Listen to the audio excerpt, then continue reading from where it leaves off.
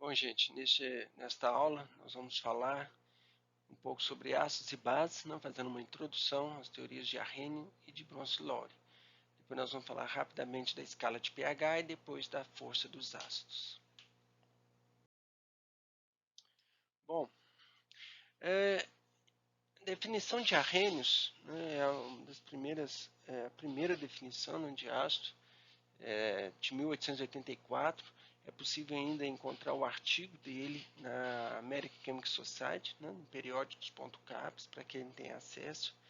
Você pode fazer o download lá do artigo, quando ele apresentou isso num discurso que ele faz numa universidade, que depois foi transcrito. Basicamente, resumindo, um trabalho de muitas páginas, mas basicamente, resumindo, o que ele observou foi o seguinte fenômeno. Se você pega um determinado, que ele passou a chamar de ácido, ele determinou o seguinte, que um ácido, ele faz essa definição, é aquela substância que em meio aquoso ele vai liberar H+, e X- aqui representando o ânion correspondente a essa desprotonação. Que a gente está chamando isso aqui de próton, por quê? Porque H+ é, na verdade, um próton. Um átomo que só tem um elétron, perdeu o elétron, ficou um próton. E uma base é aquele que é capaz de doar ou de liberar no meio aquoso OH-. Então, de uma certa forma, você deve falar que todo ácido você libera H+, toda base OH-. E para falar de força de ácidos, o que ele fez basicamente é o seguinte, que ácidos e bases fortes é aquela que em meio aquoso ele vai se dissociar completamente. E base forte é aquela que se dissocia completamente. Então, se você colocar aqui o equivalente a 1 mol de HX, você vai liberar 1 mol de H+. 1 mol de MeOHN, você vai liberar o correspondente a N moles aqui de OH-, dependendo do N que você tiver aqui. Tá certo? Bom, se ele se dissocia completamente, vamos supor que você libera aqui 1 mol de H+ e 1 mol de OH-, então para você saber que ele dissociou completamente, você reage os dois, você mistura essas duas soluções e essa reação aqui vai te dar lá o H+, mais OH-, dando água. Então, esta reação de neutralização vai ser completa, porque você tem 1 mol com 1 mol, você dá isso. E foi isso que ele observa. Se você faz aqui um experimento dessa reação e observa o calor liberado, você vai ver que o máximo que você vai obter é menos 55,9 kJ por mol dessa substância. Ou seja, significa que toda essa energia foi liberada da neutralização de 1 mol de H+ ou OH-. Mas quando o ácido e base são fracas, ele não dissocia completamente. Então, quando se adiciona um H+, aqui, por exemplo, numa substância, numa base fraca, ele vai neutralizando, vai deslocando o equilíbrio para liberar mais, mas o deslocamento deste equilíbrio vai consumir parte dessa energia. Ou seja, para ele quebrar essa ligação aqui, para liberar mais OH-, vai consumir energia, então vai dar um ΔH que em valor absoluto é menor do que esse menos 55,9 kJ por mol. Vai dar, sei lá, menos 30, menos 20. Então, com isso, ele define essa característica. Aqui tem um errinho, eu vou já corrigir aqui. Então, se você tiver, por exemplo, um ácido fraco, como é o caso do ácido acético, você tem esse próton aqui, dissociar, vai dissociar, mas só que você tem aqui uma constante de equilíbrio. E essa constante de equilíbrio aqui significa que ele não vai dissociar completamente. Então, quando você reage uma solução de ácido acético com um ácido forte, HCl, com uma base forte, né, você vai neutralizar esse H+, mas você não vai ter a liberação de menos 55,9 kJ por mol. Tá? A mesma coisa acontece aqui para o caso da amônia, que é uma base fraca, e quando você libera, você vai liberar OH-, e esse OH- aqui, então, quando reage, né, com o ácido forte, ele vai liberar calor, mas não vai liberar o mesmo tanto que você esperaria. Tá? Então, de forma que a definição de Arrhenius é uma definição muito básica, vamos dizer assim, né? Ela é muito direta. Né? Ou você tem na sua substância algum próton que em aquoso libera H+, então ele é considerado ácido. Se ele liberar o H-, ele é considerado base. Tá certo? Tanto é que a substância tem que ter o OH- ou o H+ para ser liberado. Tá certo? Pois bem, então essa definição de Arrhenius, embora muito utilizada, né, no meio, né, ela é utilizada de uma forma corriqueira, principalmente quando você está tratando desta química mais tradicional. Né? HCl, H2SO4, ácido sulfúrico, uma base, uma soda cáustica, tudo isso são ácidos e bases que se encaixam perfeitamente na definição de Arrhenius. Mas ela está restrita a soluções aquosas e a formação de H+ e OH-. Então existe uma outra teoria que é capaz de descrever tudo que o Arrhenius observou, mas que seja um pouco mais geral, né? Que ela amplia mais este aspecto. E esse conceito é o conceito de Bronsted-Lowry. Mas antes disso, nós vamos ter que falar um pouquinho, né, e relembrar um pouquinho desse conceito de equilíbrio químico. Vamos lá? Pois bem, o que é esse conceito de equilíbrio químico? Então, antes de falarmos de equilíbrio químico, vamos imaginar que eu coloquei aqui uma solução, né? E nessa solução nós temos aqui um reagente A reagindo com B nessa proporção estequiométrica aqui para balancear a equação A vezes B. Então, no início, como que essa reação vai acontecer? Não, você tem aqui a concentração de A e B, então você tem uma probabilidade de encontrar o A e o B, porque para que a reação ocorra, essas duas substâncias têm que se encontrar, né? E elas têm que ter energia suficiente para que, quando houver essa colisão, ocorra a reação. Então, neste primeiro momento, como você tem uma quantidade de A e B maior, você tem uma concentração maior, então você está relacionado aqui à probabilidade, né? Então, ela está relacionada aqui, antes de mais nada, nesse processo, né, da probabilidade eles se encontrarem. E essa probabilidade está diretamente relacionada ao quê? Olha, a quantidade de substância que você tem por volume. Então é por isso que a gente geralmente vai tratar que essa probabilidade de encontrar A na sua lá está relacionado à concentração mol por litro. Ok?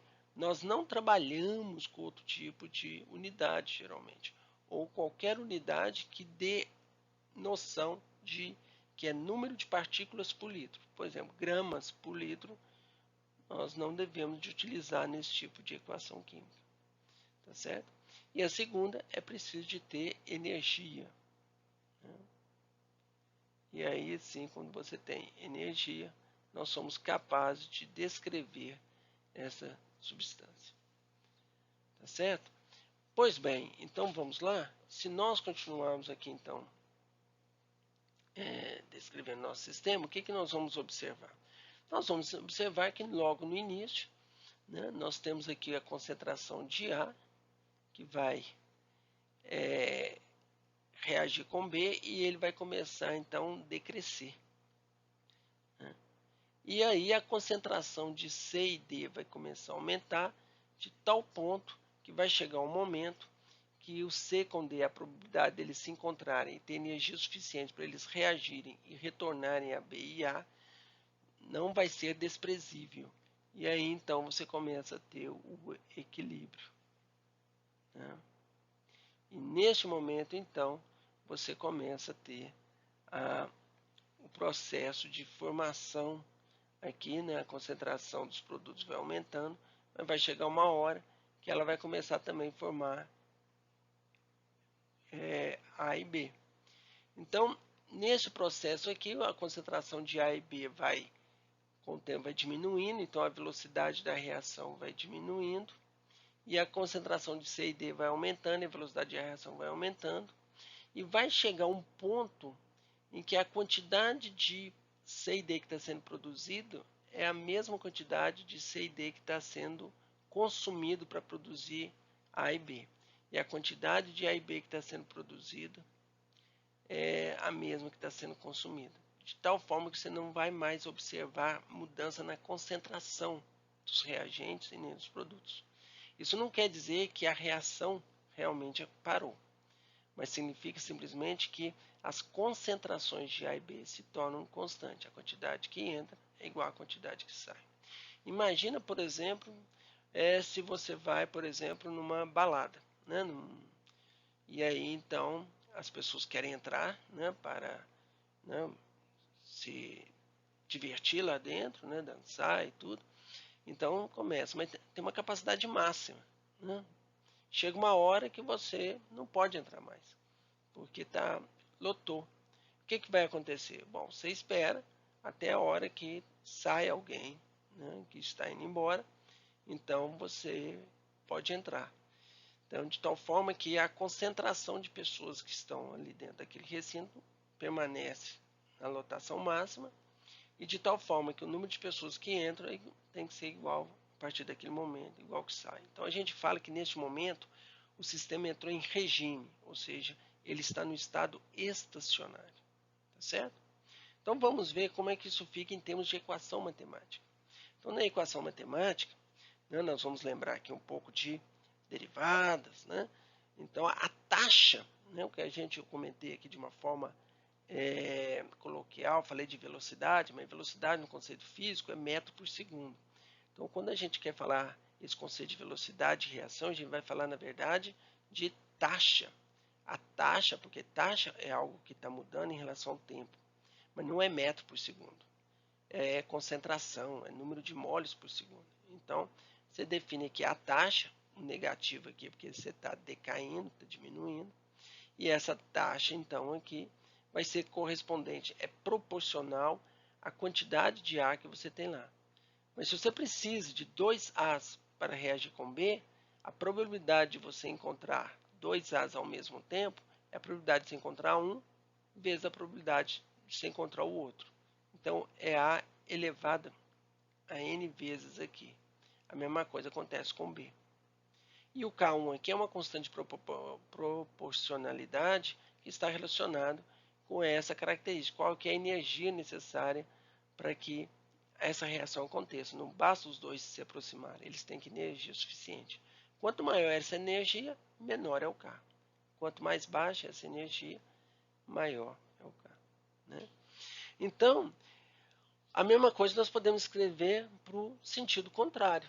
Né? Quando você tem a concentração de C e D muito grande, você pode, então, fazer a mesma reação. Eu estou colocando menos 1 aqui porque é no sentido contrário.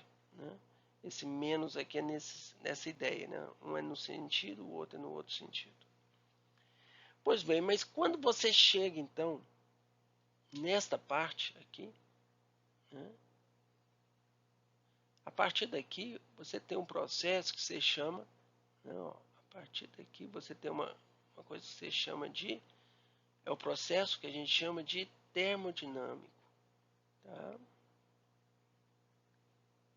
E essa etapa aqui, nós vamos chamar de cinético. Ok? Então, quando você está ainda nesse processo de cinético, você vai dizer que, né, o seu comportamento aqui está muito relacionado a essa taxa de reação. Então, um exemplo para vocês estudarem é o uso do alumínio na construção civil. A termodinâmica, né, do processo é altamente favorável o alumínio reagir com oxigênio para dar L2O3. Inclusive, é o branco, né, dos fogos de artifício, é o alumínio. Tá? é uma reação muito rápida. Mas o que acontece? Acontece que é muito rápida se ele estiver na forma de pó. Quando ele está na forma de um sólido, ele forma uma camada ali de L2O3 na superfície que ele impede que ele encontre com o oxigênio, o alumínio encontre com o oxigênio. Então, isso aí faz com que a cinética dessa reação se torne muito lenta. Tão lenta que torna-se possível você utilizar o alumínio como material de construção. Né? A mesma coisa acontece com o ferro. No ferro, a gente pinta o ferro para quê?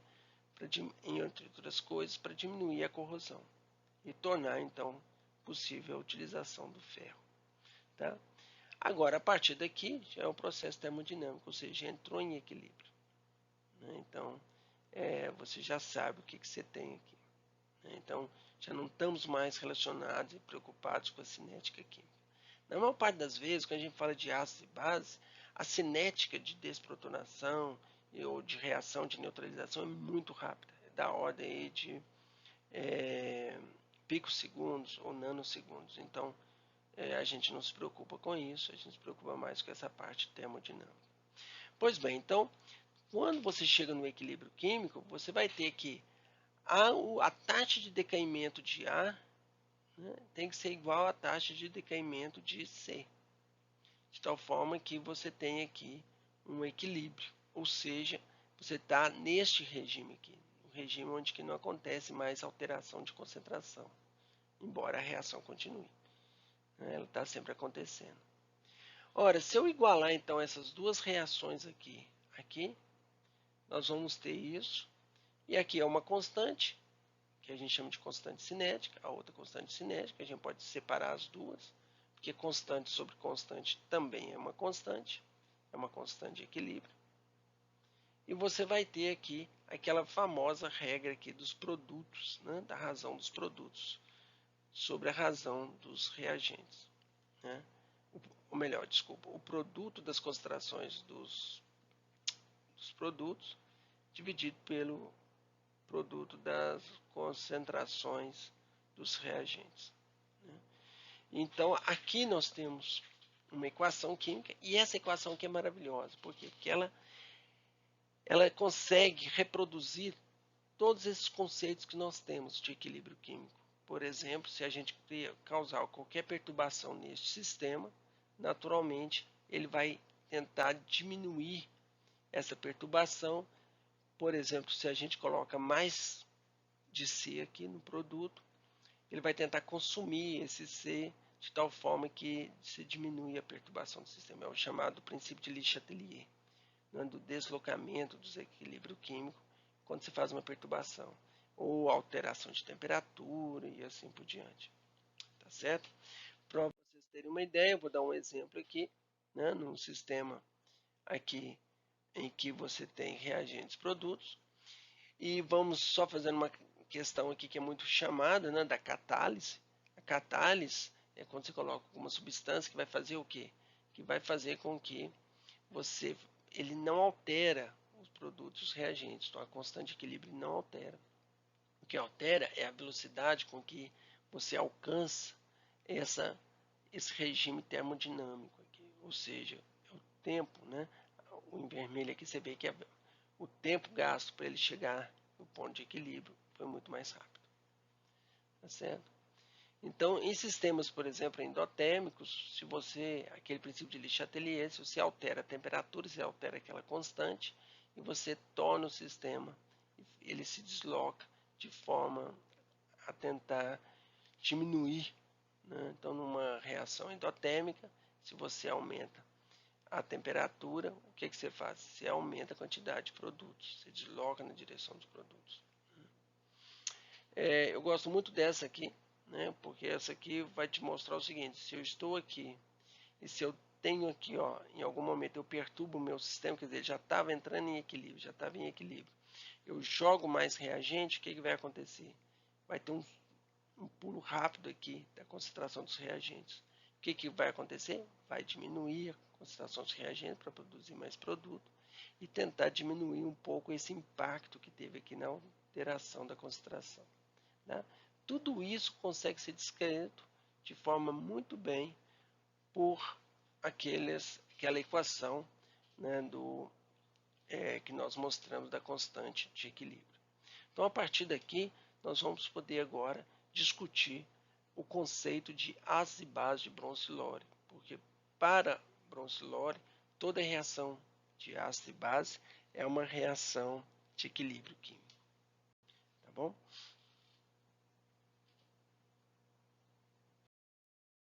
Bom, gente, nós vamos então ver o seguinte, que na definição de Bronsted-Lowry,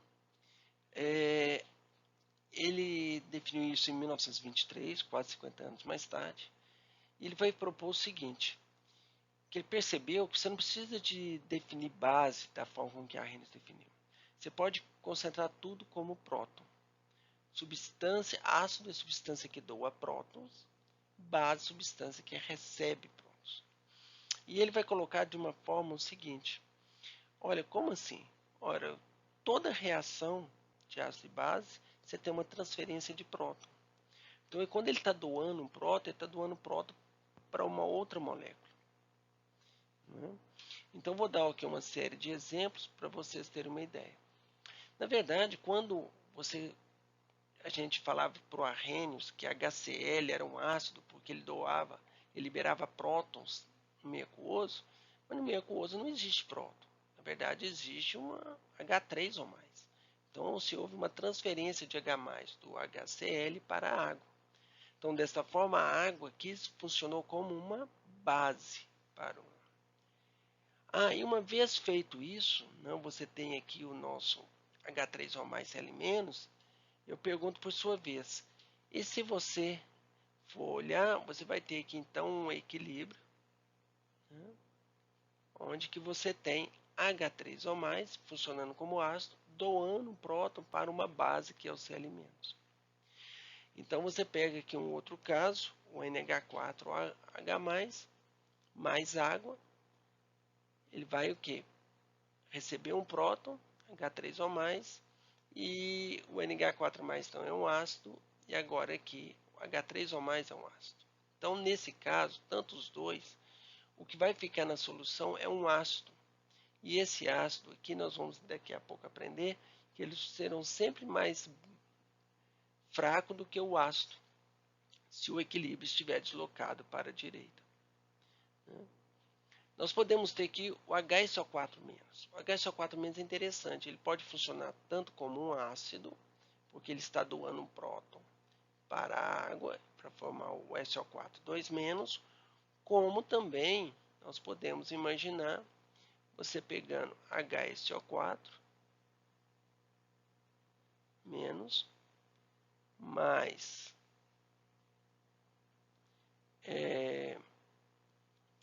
mais água,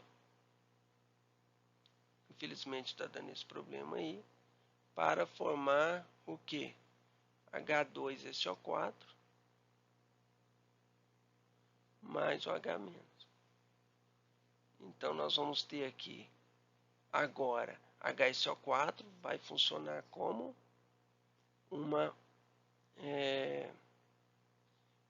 uma base, porque ele está recebendo um próton, e a água funcionando como ácido. Né? Para dar aqui base e para dar aqui, ácido e aqui base. Certo? Nós vamos continuar vendo aqui que nós temos ainda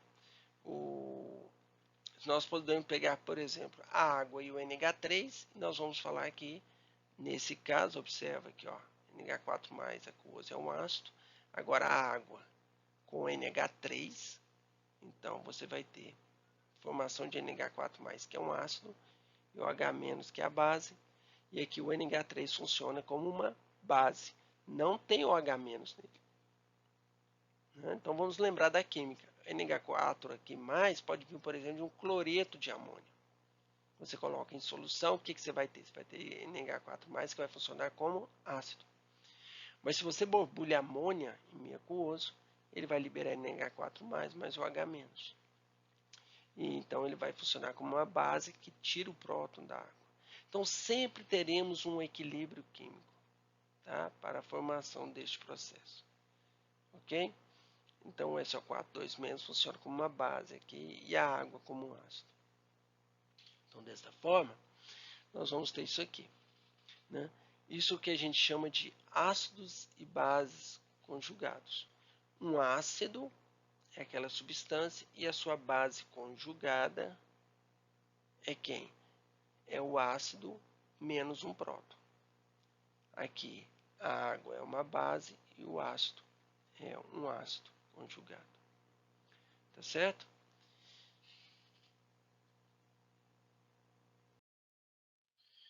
Então, gente, como eu estava falando, nós temos aqui o nosso ácido base. Então, nós vamos ter sempre o ácido base conjugados, né? Aqui nós temos um errinho aqui, conjugados, né? E no caso, né, ácido e base conjugados, aqui é H3O+, e água. Então, sempre é a substância com próton e sem próton, né? E no caso de Bronze-Lore, todas as reações são de neutralização, mas não formam espécies neutras. O que eu quero dizer com isso? Que um ácido como a base sempre vai dar um outro ácido e uma outra base.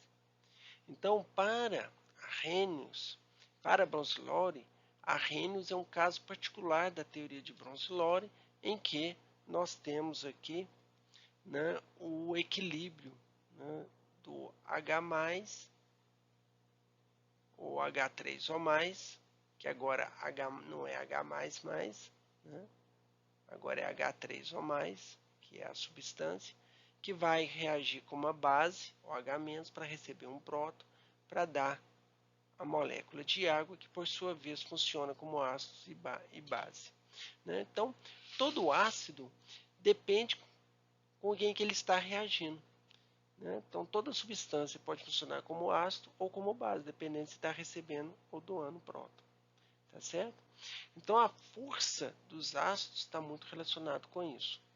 O ácido forte vai sempre gerar uma base conjugada mais fraca, e uma base forte vai gerar um ácido conjugado mais fraco.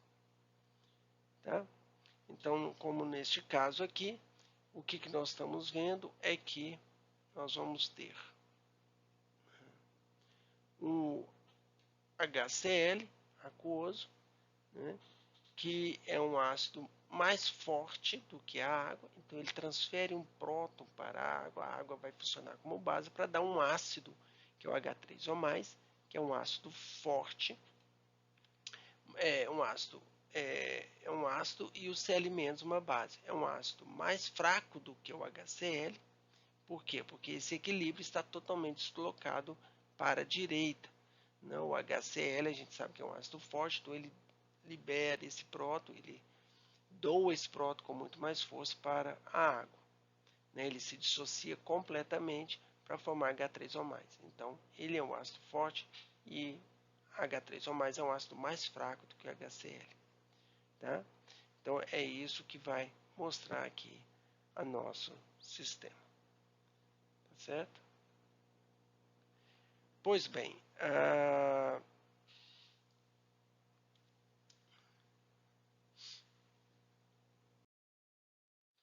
então, gente, nós podemos agora definir, né, a nossa força relativa dos ácidos e bases conjugados desta forma. Observa que o HClO4 e a base conjugada. Veja que o perclorato aqui é um dos ácidos mais fortes do que o ácido sulfúrico, que é HCl, que é HNO3 e H3O+. Então, esses todos aqui são mais fortes. São ácidos fortes. O que significa isso? Que para Arrhenius, em meio aquoso, ele se dissocia completamente. Para Bronze-Lore, o que acontece? Qualquer um desses ácidos em meio aquoso, ele vai transferir um próton para a água para dar H3O+. E essas bases são as bases mais fracas que nós temos. Nitrato, cloreto, HSO4- e principalmente o perclorato. Inclusive, né, para a área de química inorgânica, usa-se muitas vezes o perclorato quando você quer um ligante, um contraíon, mas você não quer que ele interfira na sua reação química. Então ele é uma base mais fraca, então ele interage pouco com outros íons, né? Lá na ponta nós temos o ácido mais fraco, que por sua vez a base mais forte é o O2-. O O2-, se ele é gerado em água, o que ele faz? Ele retira um próton da água rapidamente para dar o quê? Para dar o OH-. Então ele reage com a água para dar o OH-, tá certo? Então, o que nós temos aqui? Observe que para todas as nossas reações de ácido forte, até chegar com a água, vai dar H3O+, e o contraíon aqui, que é a base mais fraca, né? Então, todos esses íons aqui, ó, eles, na presença de água, vai gerar o H3O+. Todos eles em meio aquoso gera, na verdade, H3O+. Você tem HNO3 em meio aquoso? Não. HCl em meio aquoso? Não. O que você tem? Você tem, na verdade, é H3O+. Né? Isso a gente chama de efeito nivelador do solvente. Quando você tem um solvente e você tem um ácido que é mais forte do que aquele solvente, naturalmente ele vai transferir um próton para o solvente. É o que está acontecendo aqui no caso da água. Tá? Então todos esses ácidos aqui, na verdade, têm a mesma força em meio aquoso. Ah, mas por que nós colocamos HClO4 acima do H2SO4? É porque estudos foram feitos com outros solventes que tem, né, que é um ácido mais forte do que a água, de tal forma que ele consegue transferir um próton para o HNO3, mas não consegue para o HCl. Então a gente sabe que o HCl é um ácido mais forte que o HNO3, porque o HNO3 não conseguiu transferir para aquele solvente. E assim por diante. O mesmo nós podemos fazer aqui em cima, aqui embaixo. Né? Se você tiver todas essas bases aqui, elas são iguais em meio aquoso. Por quê? Porque, na verdade, qualquer uma das duas em meio aquoso, elas vão virar, né? Elas vão reagir com a água, né? Elas vão reagir com a água como ácido, para tirar um próton da água e gerar o OH-. Então, você não tem S22- e O22- em meio aquoso. Tá certo? Então, da mesma forma que o solvente iguala, outros solventes, ele vai diferenciar aqueles ácidos que são nivelados por um solvente, mas se você troca de solvente, eles podem ser diferenciados. Tá certo? Isso é muito interessante. Então, por exemplo, HCl, HNO3, H2SO4, se você está olhando a força do ácido, ele vai atuar em qualquer reação da mesma forma, a não ser que a base, né, esteja interferindo na reação. Ok? Bom, gente, então chegamos aqui à ideia do conceito de pH. O que é o conceito de pH? Quando você tem um solvente, né, como a água, por exemplo, né, o que nós estamos preocupados aqui agora neste momento, a água, quando ela está pura, completamente pura, ainda há uma pequena probabilidade de você ter duas moléculas de água, uma funcionando como ácido, outra como base, para formar um ácido e uma base, H3O+, mais OH-. E isso sim é muito interessante, né, como que isso acontece. Mas acontece uma concentração muito pequena, né? A constante de equilíbrio disso aqui é dessa ordem, né? K(W) é igual aí a H3O+, mais OH-, tá? E aí nós teríamos que imaginar que isso aqui na verdade divide, né, por concentração de água ao quadrado. Só que a concentração de água na água é da ordem de 55,5 mol por litro, muito grande, nós estamos falando aqui de 10 a menos 14. Né? Então, essa pequena quantidade de água aqui que vai se dissociar ela é desprezível. Então, isso aqui, para todos os efeitos, essa concentração de água na água, ela é o quê? Constante. Então, ela entra dentro da constante. Então, por isso que a gente não coloca. Tá certo? E se nós pegarmos aqui o pKw, né? Ou seja, lembrando que essa palavrinha P aqui, ela é sempre menos log de alguma coisa, Px menos log de x. Então, se a gente fala pKw, nós falamos menos log de Kw, lembrando que menos log de Kw é menos log da concentração de H3O+, né? Nós temos o produto, né? Então nós vamos ter aqui, na verdade, menos log de Kw, né? Que é o nosso pKw, que é igual a menos log da concentração de H3O+, né? E lembrando aqui do produto notável, menos log da concentração de OH-. Tá? Então, daí você tira que isso aqui é chamado de pH mais POH. E isso tem que ser igual a 14, né? Porque é o menos log de 10 a menos 14. Então, a nossa definição de pH está aqui. pH é menos log da concentração de H+. Tá? Nós podemos estudar alguns limites disso. O primeiro limite está aqui. Se nós pegarmos H3O+, e colocarmos que é 1 mol por litro, então o pH é igual a 0. Né? Vamos escrever aqui pH 0. Qual vai ser o valor do pOH? Vai dar por essa equação aqui. Né? Você vai ter aqui menos log de 10 a menos 14 é igual a 14. Agora você pode pensar no outro limite. H3O+, né? Com 10 a menos 14. Então, nesse caso, o seu pH aqui é igual a 14. E qual que vai ser o pOH? Igual a 0. Certo? Então, gente, nessas condições nós podemos pensar o seguinte. Imagine vocês que agora nós queremos saber em que condições em que você vai ter H3O+ igual a OH-. Então, eu vou chamar isso aqui de X. Tá certo?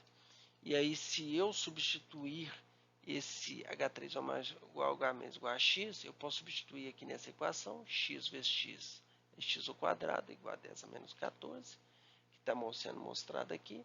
Logicamente, X é raiz quadrada de 10 a menos 14, que é 10 a menos 7. Então, nós, de X igual a 10 a menos 7, nós vamos chegar à conclusão de que nós temos, então, a concentração de pH, que é menos log de 10 a menos 7, que é igual a 7. Então, quando a concentração de H3O+ é igual a de OH-, nós temos aquela condição que a gente chama de neutralidade, ou seja, isso aqui está sempre reagindo, está da ordem de 10 a menos 14, e as concentrações são iguais. Então, dessa forma, nós podemos definir aqui um limite de pH. Né? Nós vamos partir aqui da situação neutra. Né? E se o pH é menor do que 7, significa que a concentração de H3O+ é maior do que de OH-. Então, a gente fala que o meio está ácido. E se estiver acima de 7, significa que a concentração de OH- é maior do que a de H3O+. Então, o meio é básico. Tá? O limite 14 e 0 é um limite que a gente chama de idealidade. Por que isso? Porque na concentração, né, menor do que 1 mol por litro, é como se as espécies que estão lá, o soluto, né, que no caso é H3O+, eles estão muito distantes um do outro, então não há interação entre eles. Então a gente chama que é de idealidade. É algo semelhante aos gases ideais, mas para soluções. Né? Então, vários aspectos que nós vamos aprender depois lá na termodinâmica, elas são válidas. Tá certo? Então a gente trabalha geralmente nessa faixa aí. Tá? Mas isso não quer dizer que você possa ter condições, né, muito drásticas, que você chega a valores muito próximo de zero ou até um pouco abaixo de zero. Tá certo? Então é isso, gente. Então, nós podemos mostrar aqui, né, no caso do ácido fosfórico, nós vamos ver, nós podemos pensar, né, que nós temos aqui H3PO4 mais água, sempre no conceito de Bronsted-Lowry, dando H2PO4 menos mais H3O+. E podemos repetir isso mais 3 vezes para darmos, né, todas as espécies. H2PO4 menos mais água, né, que nós temos um equilíbrio, dando HPO4 menos mais H3O+, e nós temos o HPO4 menos, 2 menos, né, mais água, dando o fosfato. Agora, observem vocês que eu posso fazer a seguinte pergunta. Em que pH, vamos pensar aqui nessa constante K1, K2 e K3. Então, se eu pegar a constante K1, ela é a concentração do H2PO4 menos vezes a concentração do H3O+, dividido pela concentração do H3PO4. Eu não vou colocar água, porque o solvente é a água, então a concentração da água na água é a mesma, ela entra dentro da constante. Bom, em que situação, é isso que eu quero saber, qual o pH em que a concentração do H2PO4 menos é igual à concentração do H3PO4.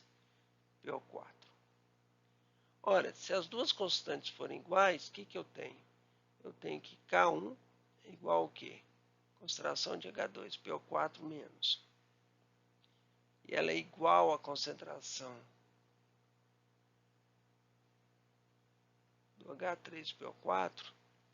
Nessas condições, eu vou ter aqui uma concentração de H3O+, de tal forma que a concentração do H3PO4 e H2PO4 as concentrações serão iguais. Então, como é que eu vou fazer isso? Ora, aqui então, se ele é igual, isso corta com isso. E eu tenho que a concentração de H3O+ é exatamente igual ao K1. Logo, menos log, né, que é o pH, menos log de H3O+, é igual ao quê? pK1. Tá certo?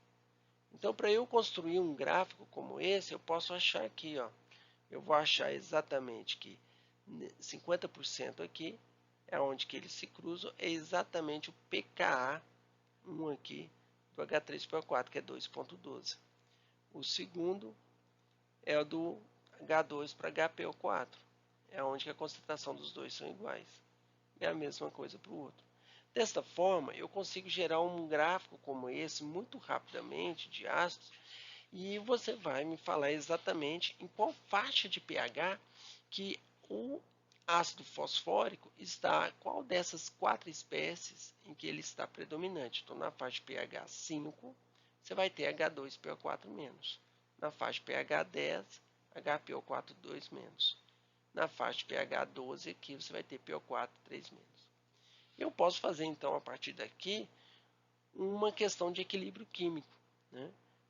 Se eu quero, por exemplo, a reação do Ca2+, mais fosfato, para eu ter o sólido, né, que é muito importante, que é o fosfato de cálcio, né, que é muito usado aí na área biológica, né, para substituição de osso, né?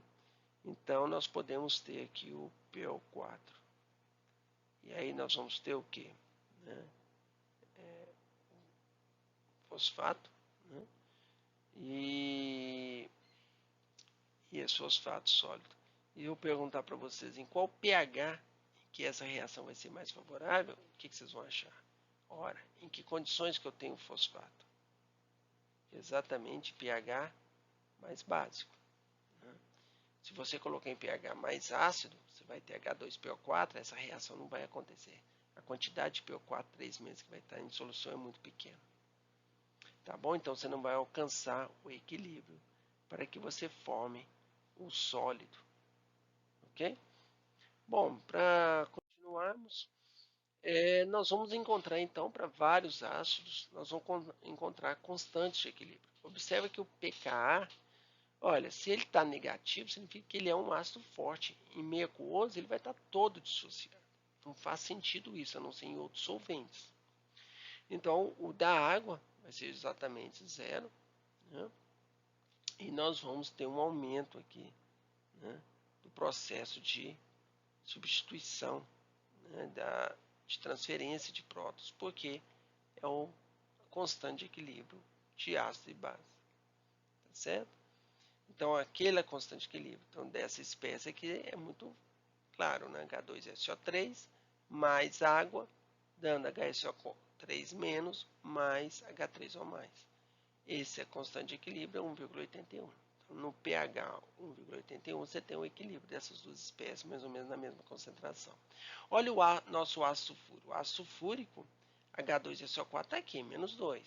Mas e essa espécie? Essa espécie, olha, em pH 2, você vai ter o equilíbrio dessas duas espécies. Né? Então, ela não é os dois prótons totalmente forte. Né? E aí, gente, nós temos uma lista enorme, né, de pKa. Isso aqui são só algumas dessas espécies, só para mostrar. Né, NH4+, aqui está sempre colocado como ácido. Né, NH4+, mais água, dando amônia e H3O+, tá? 9,25. Então, já nota que só em pH básico, claro, isso vai acontecer. Né? Pois bem, então, nós vamos terminar, né, essa aula falando aqui. Observa aqui que a água, se nós pegarmos aqui, né, no conceito de pH em água, está aqui, ó, de 0 a 14, que é onde que faz efeito, porque é a autodissociação da água. É nessa faixa que a água vai se comportar como ácido e base. Mas se você vai mudando de solvente, ela vai se alterando. Aqui vai de menos alguma coisa, menos 3 em etanol, até mais ou menos 18. Né? Em dimetilsulfóxido vai até próximo de 30. Tá? No ácido metanóico, observa, né, que já é um ácido mais forte do que a água. Ela é.